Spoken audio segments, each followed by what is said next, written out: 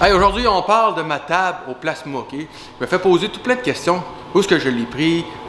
Comment elle fonctionne? On fait un tour, grosso modo, ok, où je t'explique comment elle fonctionne, puis pourquoi je l'ai acheté, puis où est-ce que je l'ai pris.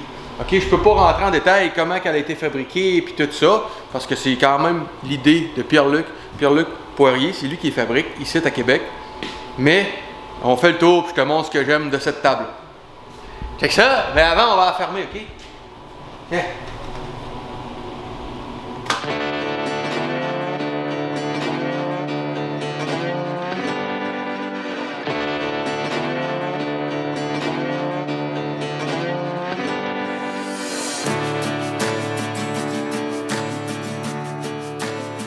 Avant de commencer, il faut que tu saches que la table, il y a des choses qui viennent pas avec. Comme le dessin, tout ce qui est logiciel pour dessiner, le logiciel pour créer les codes, parce que ça prend deux logiciels, ok? Ça prend un logiciel pour faire le dessin. Moi, j'utilise SolidWorks. SolidWorks, ça fait un job, mais tu peux utiliser d'autres programmes aussi, comme Fusion 360, puis tout ça. Puis, il faut que tu fasses les dessins, puis après ça, tu les enregistres en DXF, qui va te faire comme un plan de coupe. Puis après ça, il faut que tu génères des codes pour faire bouger les axes. Parce que les axes, eux, ils marchent avec des codes. Okay? Grosso modo, c'est à peu près ça. Donc, ça prend deux logiciels. Ça prend le logiciel de dessin, puis le logiciel pour générer les codes. Okay?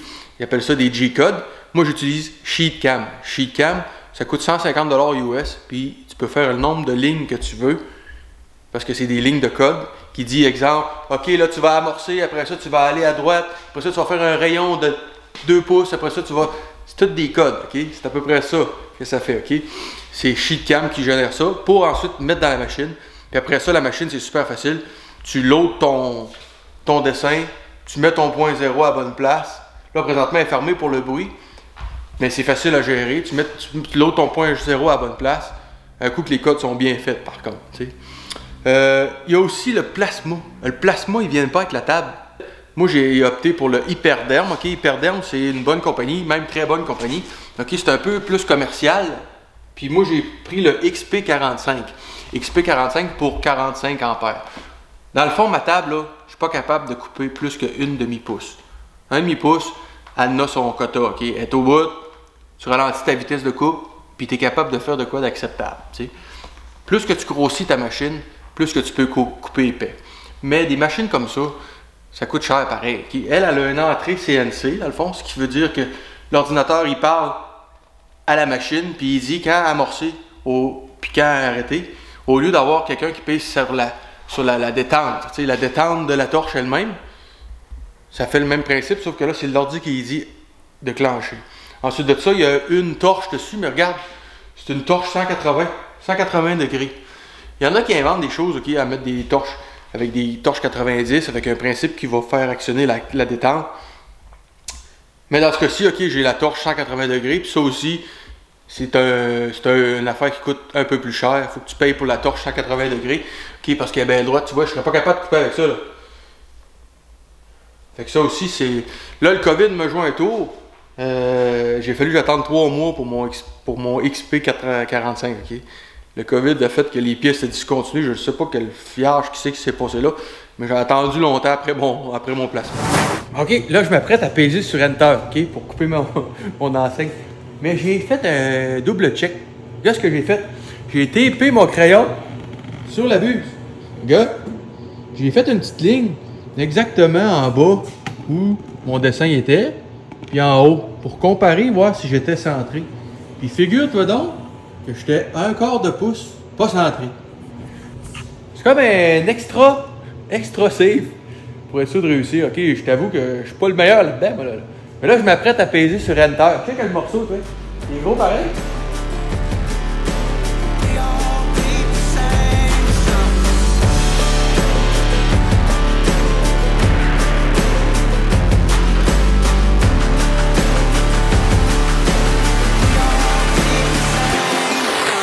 OK, le côté électronique, OK, c'est à l'intérieur ici, dans la boîte là, c'est tout scellé, c'est bien fait, regarde. C'est tout monté avec des fans pour refroidir et tout ça, OK, c'est heavy duty. Là-dedans, il y a des cartes, OK, driver pour driver les moteurs. Il y a aussi des power supply, donner du courant au moteur. Puis il y a aussi le système Masso. Dans le fond, c'est une grosse carte qui génère les données puis qui envoie ça dans un driver. Okay? En gros, c'est pas mal ça. Moi, j'ai acheté avec le système THC. Non, c'est pas ce que tu penses. Okay? THC, c'est Tensioner Arc Controller. Tension de l'arc, contrôle de la tension de l'arc. Ça fait que si je coupe de la tôle, dans le fond, moi j'ai acheté ça pour couper mes pièces de tôle, pour essayer de faire de la production. Okay? Ce qui arrive, c'est qu'elle va couper mes pièces, puis moi je vais les shaper. Je me suis comme acheté un gars dans le fond. Ça sert à faire de la production. C'est sûr, c'est fait de travailler fort. Un coup que le dessin est fait, tu payes sur Enter, puis l'affaire est guidou, ok? Mais la tôle, ce qu'elle fait, c'est que quand elle chauffe, elle gondole. Donc là, ce qu'il faut qu'il se passe, c'est qu'elle va monter pour éviter d'accrocher quelque chose. Il ne faut pas qu'elle accroche. Si elle accroche, hop, il y a une sécurité quand même. C'est un beau update, ça. Il y a une sécurité sur la machine qui fait que le gars s'est inventé, puis les switches arrêtent. Puis laisse-moi te dire que je l'ai expérimenté pas mal. Ok? J'ai accroché un peu à une coupe de place. Des fois, il y a une pièce qui coupe, puis là, elle lève. Puis là, la torche, elle se promène pour faire son trajet. Mais il y a une pièce qui est levée, fait que là, tu n'as pas le temps de la pogner. Elle pogne ça, hop, tout arrête. C'est une sécurité qui est quand même vraiment cool, ok? Ensuite de ça, regarde, tu vois ici, là, elle a une genre de limit switch. Quand elle va prendre sa distance, elle va palper la pièce. Là, elle arrête, puis ensuite, elle est capable de savoir exactement la hauteur qu'il faut qu'elle remonte après pour aller couper à la bonne hauteur. Parce que la distance, ça aussi, c'est dans ton générateur de code. Tu sélectionnes la distance que tu veux être du ton matériel, la vitesse d'avance, il y a beaucoup d'affaires à sélectionner. Mais inquiète-toi pas, c'est pas compliqué. Okay? Surtout que tu es seté une fois ou deux, tu fais tes outils. Après ça, tu dis, ah, je vais couper de l'acier un quart. Tu prends ton outil, acier un quart, puis c'est fait. Là, c'est juste les premières fois, il faut que tu fasses tes outils. Là, cette table-là, je l'ai pris avec de l'eau. Okay? Comme tu peux voir, je l'ai pris avec de l'eau. Dans le fond, c'est pour la fumée. Ça coupe la fumée au moins de 3 fois. Okay? 3 puis même 4, je te dirais. C'est l'enfer à couper avec ça en vrai. Là. Si tu veux couper avec ça, pas de table à l'eau, ben excuse-moi, là, mais ça fait de la boucane tempête. Même là, avec mon petit plasma que j'avais, j'essayais de couper des pièces dans mon autre garage, puis là, j'aérais, puis je coupais pas grand-chose, là, puis je me perdais dans la boucane. Okay? C'est pour ça que j'ai opté pour l'eau. Mais, ça a un désavantage. Ça fait de l'humidité. C'est comme si j'avais un lac dans le garage, ok? À toute fois que je rentre, tu sais, il faut que je mette du chauffage, là. Ça fait de l'humidité, tu sais. Fait que là, ça, c'est une autre affaire. C'est une autre affaire qui fait que c'est un peu tannant, mais si tu veux, c'est de l'eau. Il faut que l'eau, elle s'évapore, fait que ça fait de l'humidité. L'eau elle-même, ok, je pense qu'il y a des produits qui existent pour éviter qu'elle pourrisse, que ça vienne dégueulasse, puis que ça rouille. Mais en vrai, je fais juste mettre de la petite vache, ok? Du bicarbonate de soude. Mais je mets 2 cannes de bicarbonate de soude, mets ça là-dedans, brasse ça un peu, puis c'est réglé, il n'y a rien qui rouille. Je te dis, c'est spécial. Quand tu en mets trop, par exemple, ça vient un peu laiteux. Fait que c'est là, il faut que tu trouves le juste milieu, mais moi, je mets 2 petites boîtes, puis ça fait la job. Là. Ça peut toffer 1 an de même, puis l'eau, tu sais, ça salit même pas les mains. Tu sais, j'ai coupé pas mal, là, puis gars, je me mets dedans, je le ressors, ça fait pas de traits. Parce que ce que ça fait des fois, c'est que ça fait comme une marde orange, puis ça vient gommer toute ta main. Puis elle, là, l'eau est super propre. C'est rien que du bicarbonate de soude. C'est rien que ça. Fait que des fois, il ne faut pas chercher trop loin. J'ai été chanceux. Pierre-Luc m'a tout dit ça. Okay? Il y a un moteur ici, de ce côté-là, qui gère l'axe des X, je crois. Puis j'ai un moteur ici qui gère l'axe des Y. Puis ensuite le Z qui sert à monter puis à descendre.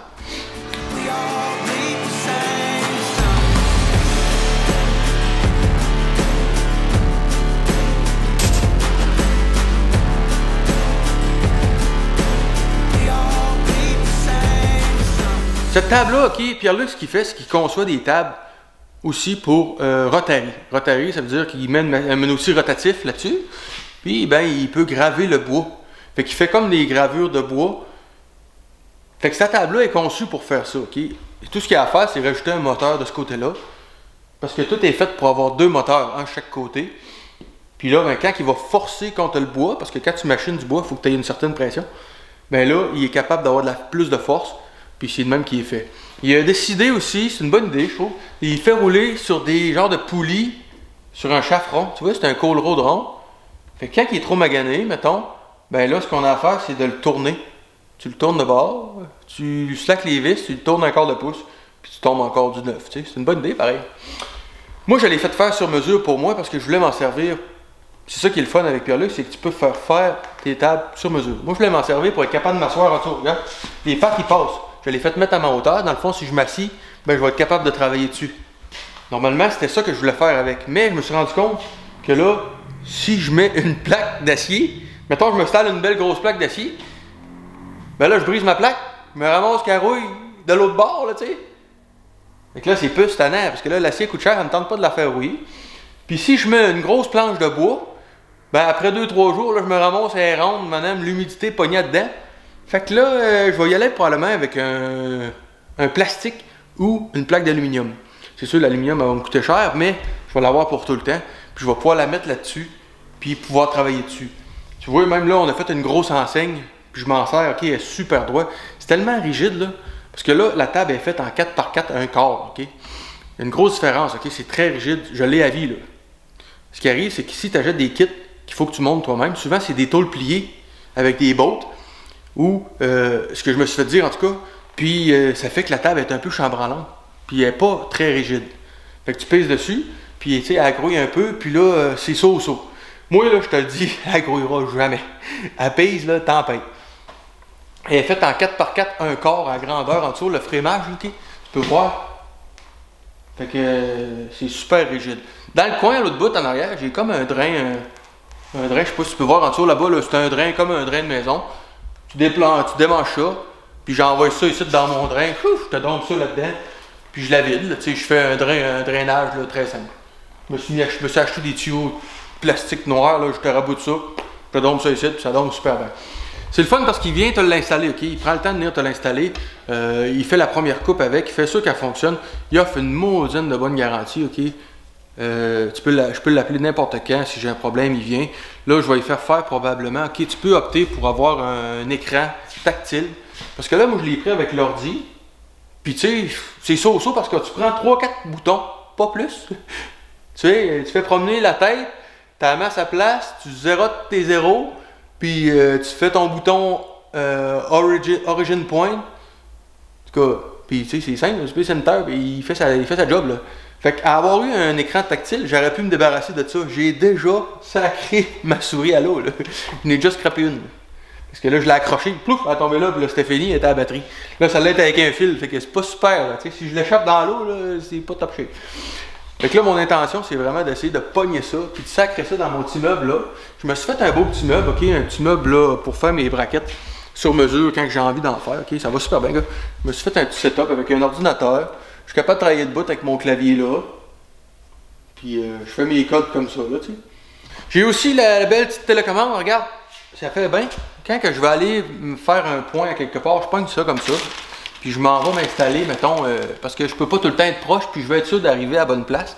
Mais avec ça, tu fais juste comme tasser tes axes, puis tu vires la roulette, puis la tête, elle se promène, puis elle s'en va où ce que tu veux la mettre exactement, puis ensuite tu décolles ta coupe, tu sais. Ça va super bien. Ensuite de ça, ben, c'est pas mal ça, man. En vrai, là, tu sais, si t'as peur de t'acheter une table au plasma, ok, comme moi, je connaissais pas ça, là, je m'en viens environ à peu près une trentaine d'heures de fête avec. J'ai pas mal de morceaux de fête avec. Je commence à savoir pas mal comment que ça fonctionne. Puis tu sais, je veux dire, c'est pas bien compliqué, là. Je suis capable de la rouler comme il faut, là. Fait que si t'as peur de t'acheter une table parce que tu dis, ah, c'est pas faisable, oublie ça, c'est super simple. Mais quand, regarde, c'est ça la table au plasma, ok, ça s'appelle, je vais te mettre le lien en haut, c'est PLP, Pierre-Luc Poirier qui est fabrique. Ici, Saint-Flavien, ok, dans le coin de Saint-Apollinaire. Il fabrique les tables sur mesure, comme tu veux, 4 pieds. C'est là que tu veux, il va t'en faire, c'est simple, là, il fait ce que tu veux. Moi, je voulais l'avoir avec le lot, il vient chez toi, ok, il te fait choisir les composantes électroniques, quelles que tu veux. Moi, j'ai tenté de prendre pas mal ce qu'il y avait de meilleur. Tu pourrais l'avoir aussi Bluetooth, ok, il y a toutes sortes d'affaires, ça peut aller loin là-dedans. Mais c'est ça que j'ai aimé, ok, prend le temps de faire ta table pour toi.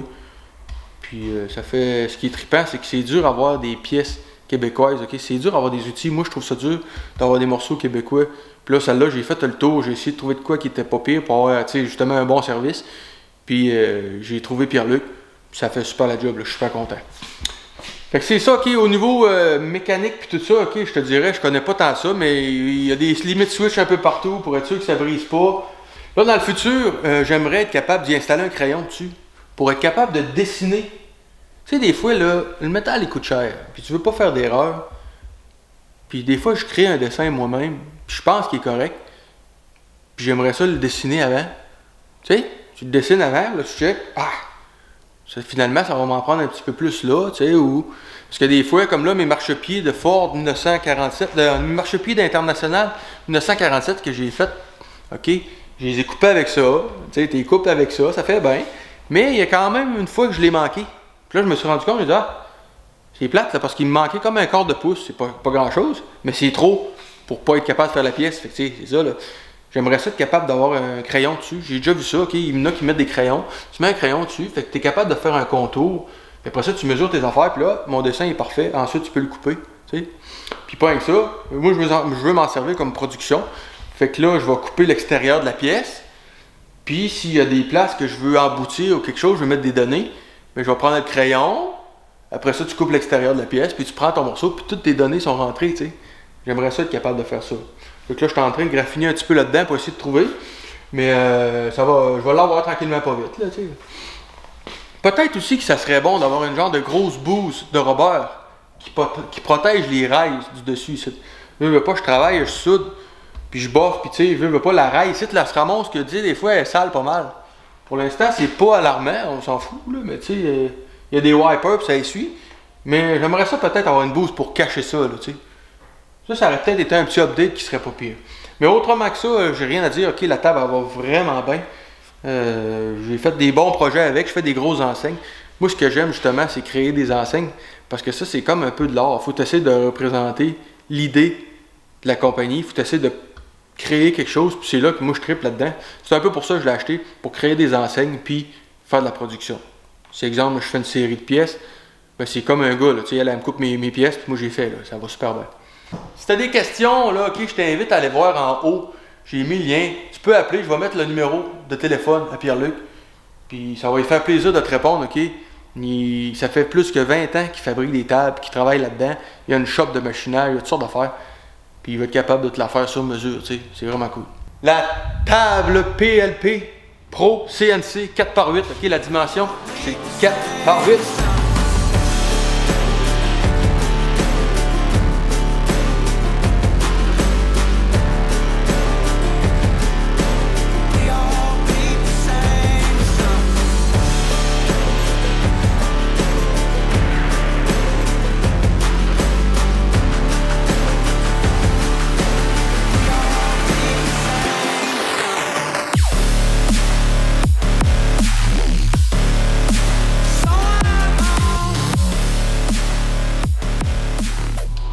Hey, une question pour toi.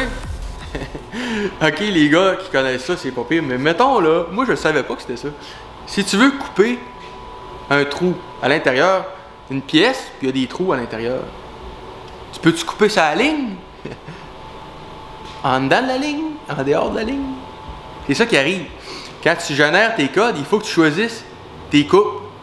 Fait que si tu veux faire à l'intérieur un trou, ben là, il faut que tu coupes en dedans de la ligne pour que quand tu vas faire ta coupe, ben la distance, elle va être bonne. Je sais pas si tu comprends ce que je veux dire. Tu peux pas couper sa ligne directe, là.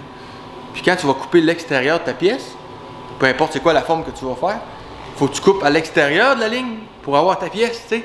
Fait que c'est là que quand tu génères tes codes, tu marques ça. Tu dis, bon, ok, bon, extérieur, fais-moi le tour, après ça, telle vitesse, tu choisis ta vitesse. Intérieur, ben là, tu veux plus de précision, tu ralentis ta vitesse, puis là, il va couper plus tranquillement. Tu sais, c'est pas mal ça, là. Je suis en train de rentrer là-dedans. Mes dessins, ils commencent à s'accumuler, ça commence à y aller, là, tu sais. Tranquillement, pas vite. Puis c'est tout nouveau pour moi, puis pour vrai, j'ai du fun avec ça. C'est une façon de créer de l'art qui me fait capoter. Tout est possible. Puis pour le prix, ben faut t'appeler, ok? Juste le prix de l'acier, il change tout le temps. Fait que il fait juste monter, malheureusement. Le prix de l'acier, il vient cher, là. Ah, c'est rendu cher. Fait que c'est ça, il y a de l'acier là-dessus, c'est le même. C'est sûr que là, appelle Pierre-Luc, il va te dire exactement ce que ça te coûte pour les dimensions que tu veux. Puis si tu veux un produit québécois, blindé, ok? Je te le dis, c'est blindé, ça travaille l'enfer, c'est solide à mort. appelle Pierre-Luc. Je te laisse le lien en haut, va voir. Je te laisse même le lien de sa page, ok? Tu peux aller voir sur sa page Facebook. Et voilà, un produit québécois, une belle table au plasma, 4x8.